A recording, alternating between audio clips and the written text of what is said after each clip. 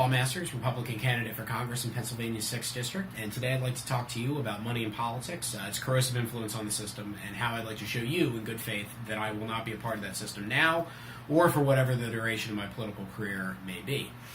First of all, it's hard to find an issue in American politics upon which there's more widespread agreement amongst voters and the people in general that donors have far too much influence in money in politics. It's way too big a part of the system, and in my personal opinion, it's largely responsible for the flavor of terrible legislation we've gotten over the last 20 or 30 years. I think the latest example of which would be my fellow Republicans' stab at tax reform.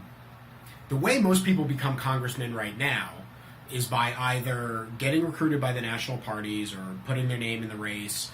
Either way, they immediately start on the donor circuit.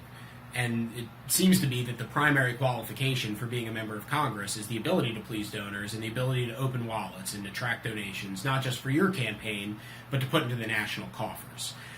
Under such a system, it's easy to see how donors and people who predominantly fund political campaigns might achieve an outside influence in what happens in politics to the detriment of normal middle-class people or poor people or anybody else that doesn't have such access to politicians.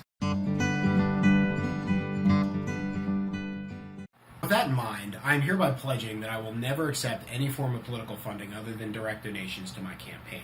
That means any sort of funding that stems from unfettered or virtually unchecked money in politics, that's vehicles like super PACs.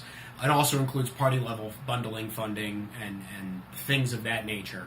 I will not take a part of, and I will not participate in now or for the duration of my political career. Yes, that means I will be relying on small donations, but eventually, if elected to Congress, I would like to see a system of public funding of elections where we can once and for all get the influence of money out of politics and get back to the principle of one voice, one vote.